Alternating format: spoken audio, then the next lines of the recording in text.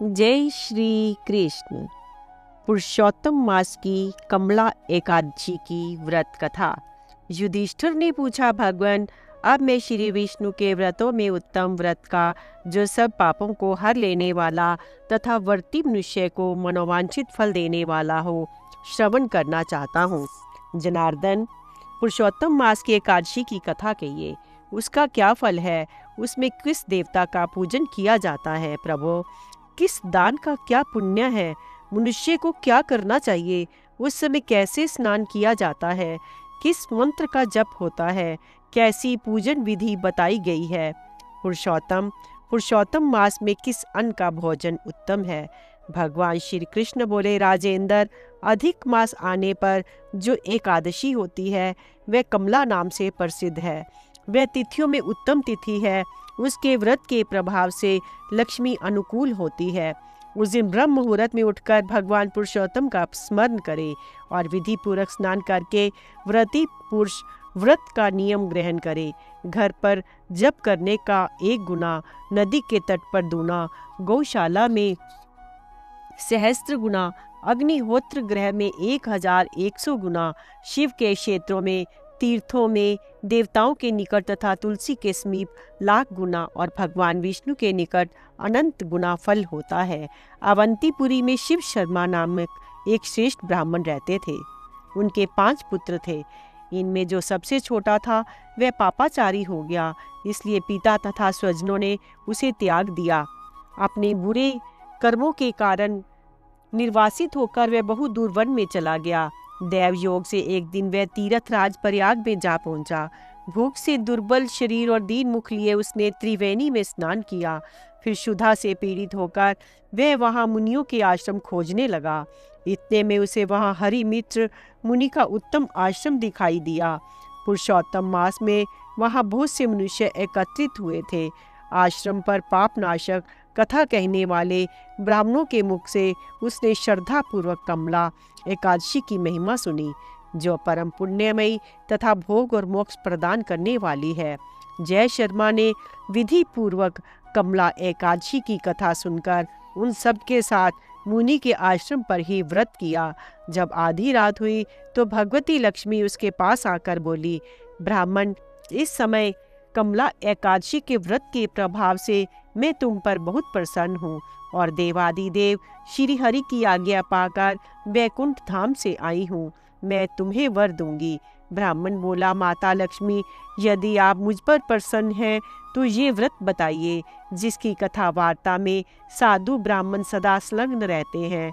लक्ष्मी ने कहा, ब्राह्मण, एकादशी व्रत का महात्म श्रोताओं के सुनने योग्य सर्वोत्तम विषय है।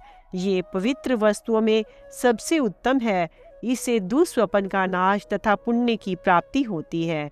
अतः इसका यत्न पूर्वक श्रवण करना चाहिए। उत्तम पुरुष श्रद्धा से युक्त हो, 1 या आधे श्लोक का पाठ करने से भी करोड़ों महापातकों से तत्काल मुक्त हो जाता है। जैसे मासों में पुरुषोत्तम मास, पक्षियों में गरुड़ तथा नदियों में गंगा श्रेष्ठ है, उसी प्रकार तिथियों में द्वादशी तिथि उत्तम है। समस्त देवता आज भी एकादशी व्रत के ही लोभ से भारतवर्ष में जन्म लेने की इच्छा रखते हैं। देवगण सदा ही रोग शोक से रहित भगवान नारायण का पूजन करते हैं। जो लोग मेरे प्रभु भगवान नारायण के नाम का सदा भक्ति पूर्वक जप करते हैं, उनकी ब्रह्मा आदि देवता सर्वदा पूजा करते हैं।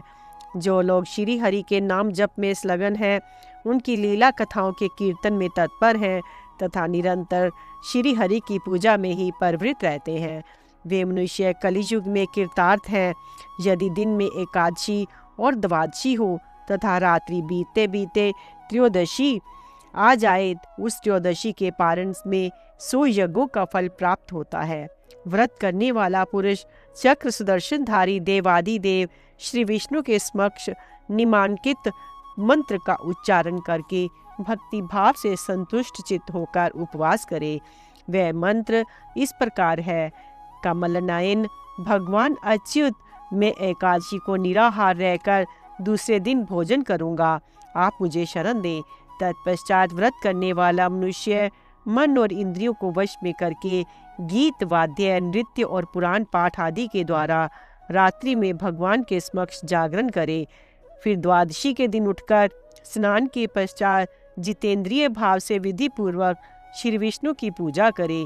एकादशी को पंचामृत से जनार्दन को नहलाकर द्वादशी को केवल दूध में स्नान करने से श्री हरि का सायुज्य प्राप्त होता है।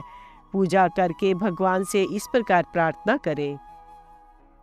केशव, मैं अज्ञान रूपी रतौंधी से अंधा हो गया हूँ। आप इस व्रत से प्रसन्न हो और प्रसन्न होकर मुझे ज्ञान दृष्टि प्रदान करें।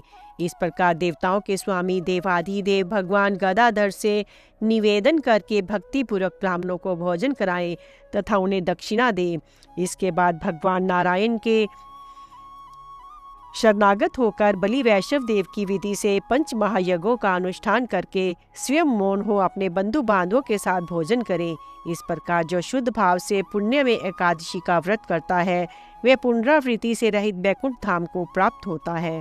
भगवान श्री कृष्ण कहते हैं, राजन, ऐसा कहकर लक्ष्मी देवी उस ब्राह्मण को वरदान दे अंतर्ध्यान हो गई। फिर वह ब्राह्मण भी धनी होकर पिता के घर आ गया। इस प्रकार जो कमला का उत्तम व्रत करता है तथा एकादशी के दिन उसका महात्म सुनता है वह सब पापों से मुक्त हो जाता है। जय श्री कृष्ण।